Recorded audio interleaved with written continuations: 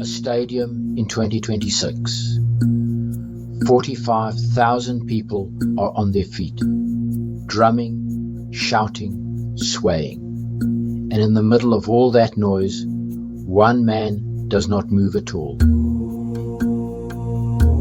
He stands on a small podium in the stands, dressed in red, yellow, and sky blue. His right arm is raised, his face is still as stone, and he holds that pose without flinching for the entire match, 90 minutes, sometimes longer. He is not cheering, he is becoming a statue, a living copy of a monument that stands in the city of Kinshasa, thousands of miles away, a monument to a man who has been dead for 65 years. That man led his country for only a few months before he was killed. So who is he? Who is a man worth standing still for, worth sacrificing your own comfort for, more than 90 minutes every single match, 65 years after his death? Who could be worth turning yourself to stone for, more than half a century after he was gone? His name was Patrice Lumumba. And to understand why he still matters, we have to go back to one of the darkest chapters in modern history. The land was called the Congo, vast, green, and impossibly rich, with rivers, rubber, copper, and diamonds buried in its soil. In 1885, a European king looked at all that wealth and simply took it. His name was King Leopold II of Belgium. He did not claim the Congo for his country. He claimed it for himself as private property, and he called it the Congo Free State. There was nothing free about it. To squeeze rubber and profit out of the land, his regime forced the Congolese people into brutal labor. Those who failed to meet quotas faced unspeakable punishment. Millions died. It remains one of the cruelest systems any empire ever built. Eventually, the horror became too public to ignore, and control passed to the Belgian state. The name changed. The chains did not. For decades, the Congolese were treated as servants in their own country, denied schools, denied rights, denied a future. Into that world, in 1925, a boy was born in a small village.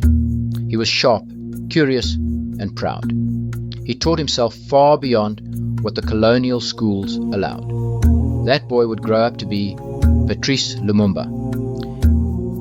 He worked as a postal clerk and a salesman, ordinary jobs for an extraordinary mind.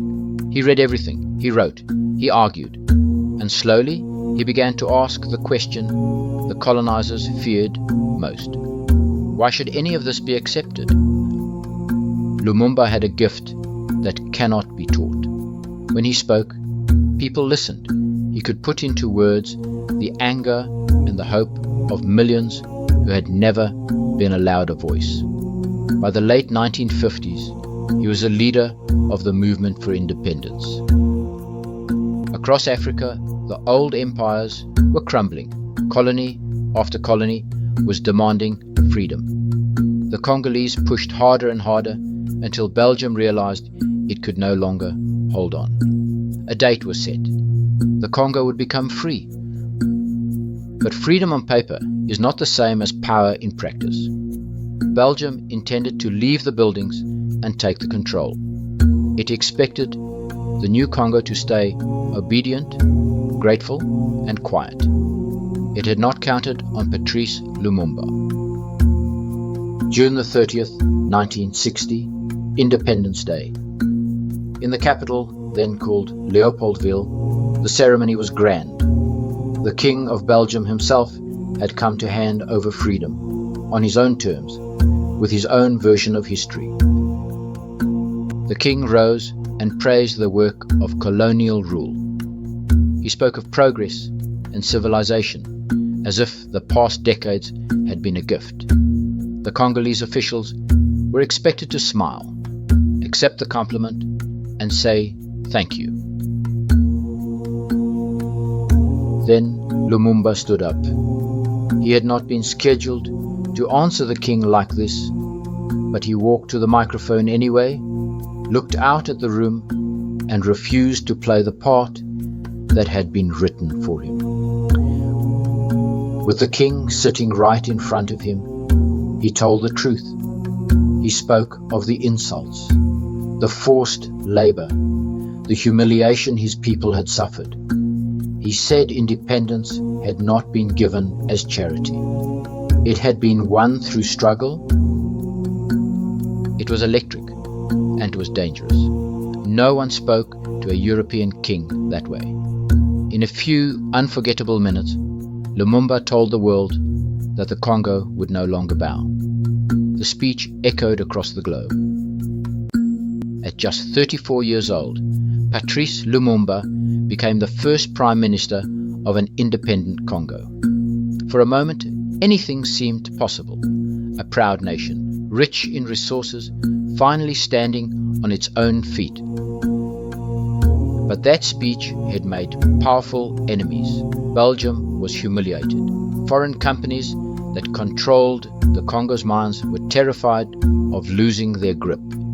And in the wider world, this was the Cold War, where every new nation was a prize to be won or denied. Lumumba wanted something simple and threatening at once. A Congo that was truly independent, that answered to no foreign master, and that kept its own wealth for its own people. To the men who profited from the old way, that made him a problem to be solved. And here is where his story turns from triumph to tragedy. Because a nation can be handed a flag and an anthem overnight, but it cannot be handed the one thing Lumumba did not yet have: a solid foundation under his feet. Within days of independence, everything began to crack. The army, still led by Belgian officers, mutinied. Order collapsed in parts of the country, and Belgium, claiming it was protecting its citizens, sent its troops right back into the Congo it had just left. Then came the deepest wound. The southern province of Katanga, home to the richest mines of all, declared itself a separate country. Its breakaway leader was backed by Belgian money and Belgian soldiers. The Congo was being torn apart from the inside. Lumumba was now a prime minister whose country was coming apart in his hands. He turned to the United Nations and begged for help to hold the Congo together. The help he needed did not come. Desperate and running out of options, he made the decision that would seal his fate. He asked the Soviet Union for support. In the middle of the Cold War, that single move turned him, in Western eyes, from a difficult leader into a dangerous one. Now the most powerful forces on earth wanted him gone. Inside his own government, allies became rivals. The president moved to dismiss him. Lumumba tried to dismiss the president back. The young nation had two men claiming to lead it, and neither could. Into that chaos stepped a quiet, ambitious army officer named Joseph Mobutu. With the backing of foreign powers, he seized control of the army and pushed both leaders aside. Lumumba, the elected prime minister, suddenly had no army, no government, and no protection. He was placed under house arrest, guarded, watched. The man who had electrified the world just months earlier was now a prisoner in the country he had freed, and he understood that the people circling him did not intend to let him live. So he made a final, desperate gamble. He slipped past his guards and fled, trying to reach loyal supporters far to the east, where he might rebuild and fight on. For a few days, it looked like he might just make it. He did not. He was captured, and the soldiers who took him were no longer under his command. They answered to the men who wanted him erased. From that moment, his death was only a matter of time and place. He was beaten and paraded in front of cameras, humiliated on purpose, so the world could see that the proud voice of Independence Day had been broken. Even then, by every account, he did not beg. He kept his dignity to the end. Then his captors made their cruelest choice. They flew him to Katanga, the breakaway province run by his bitterest enemies, and handed him over. He was being delivered to the one place on earth where no one would lift a finger to save him. On the night of January the 17th, 1961, Patrice Lumumba was taken to a lonely clearing. Belgian officers were present. So were the leaders of Katanga. There, the first Prime Minister of the Congo was executed. He was 35 years old.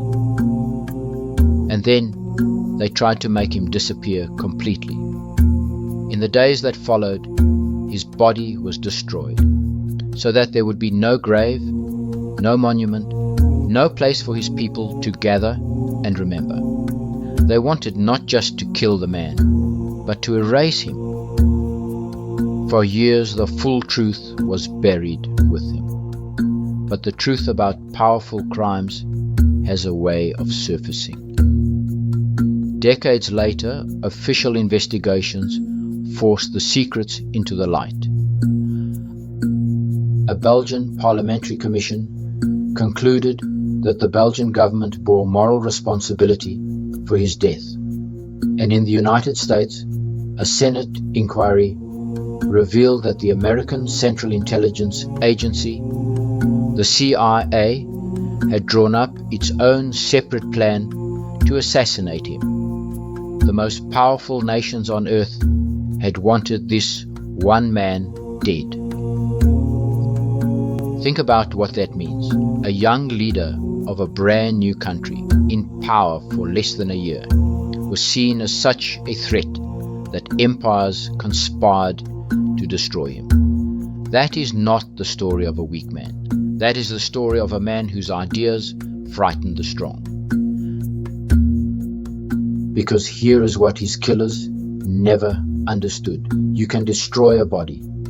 You cannot so easily destroy an idea. And Patrice Lumumba had become an idea. Across Africa and around the world, he became a symbol of dignity, of freedom, of a people refusing to stay on their knees. One of the most famous voices of the era called him one of the greatest men the African continent had ever produced. The men who killed him are remembered today mostly for one thing, for killing him. Their names are footnotes attached to his story. He is the one history chose to keep. Which brings us back to that stadium and that man who will not move.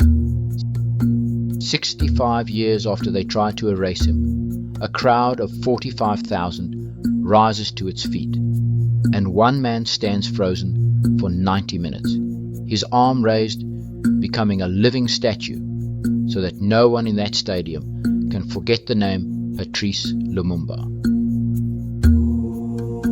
Lumumba taught us two lessons, and they sit side by side. The first is about courage.